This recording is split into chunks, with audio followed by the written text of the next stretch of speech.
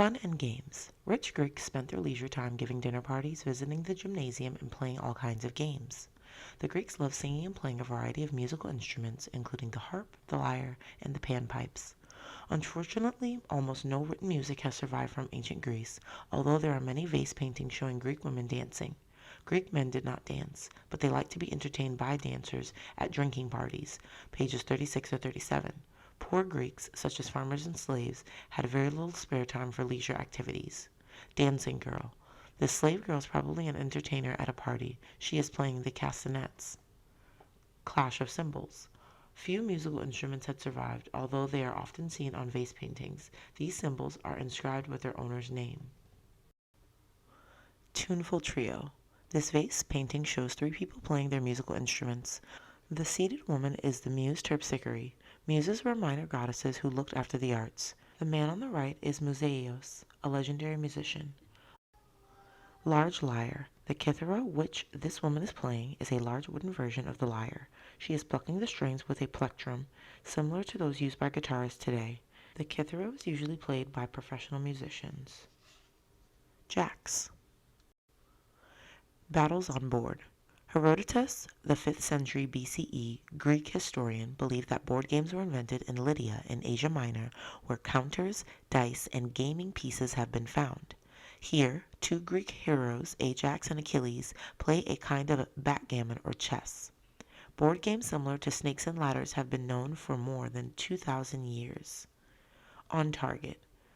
Catabas was often played at drinking parties, but it was not restricted to men. Players held one handle of their wine cups and flicked wine at a target. The winner was the person who hit the target most accurately.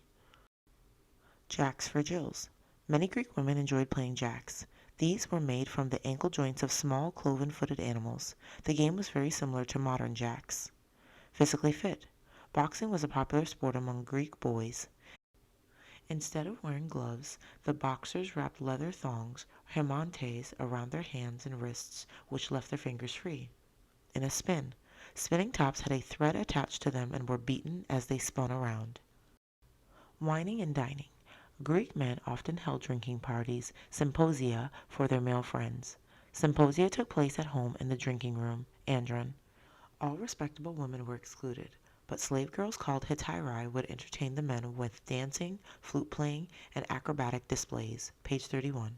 The guests wore garlands and perfume and began their evening with special songs to the gods. Topics of discussion might include politics or philosophy. Eventually, the banqueters would fall asleep on couches. Drinking cup.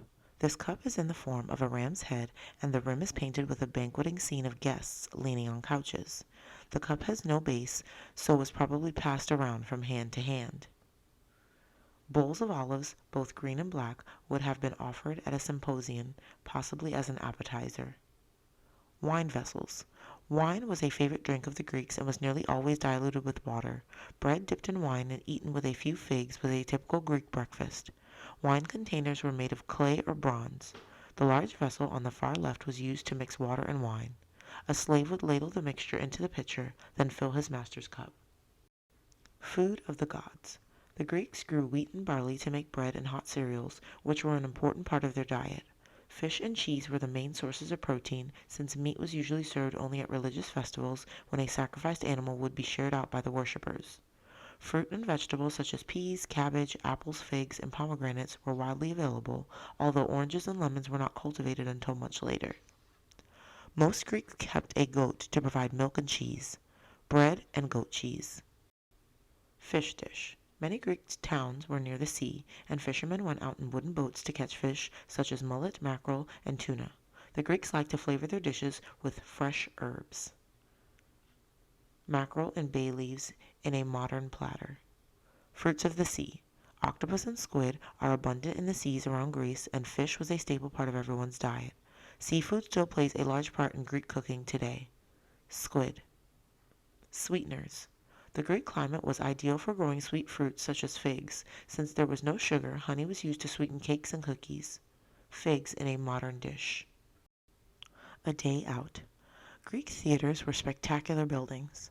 At sacred sites such as Delphi and Epidaurus, people flocked to see dramas in honor of the gods. In the 6th century BCE, drama competitions took place during the spring festival of the wine god Dionysus. By the 5th century BCE, both tragedies and comedies were being performed, many of which survive today. The flat central orchestra was used for dancing and singing, often performed by a group of actors called the chorus, who commented on the play's action. All the actors were men who wore masks. Women were probably not allowed to go to the theater at all. Euripides. Euripides, an Athenian playwright in the 5th century BCE, wrote tragedies about serious subjects such as the horrors of war. Tired Out.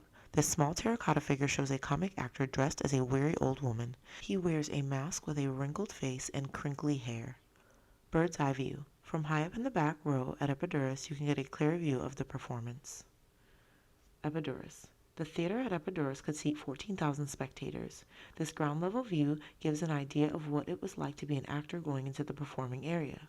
The carefully carved auditorium, theatron, is a huge semicircular bowl cut into the surface of the hillside.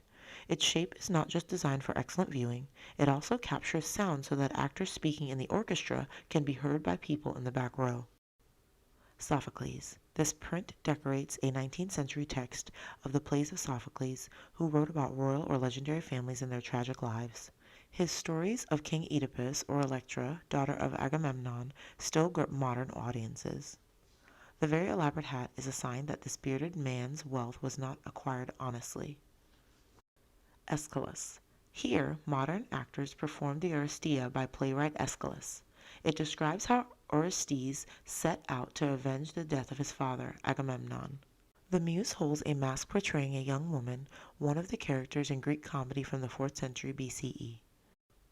Souvenirs. Statuettes in terracotta, originally painted in bright colors, were probably souvenirs of theater visits. Sets of the entire casts of plays have been found in graves.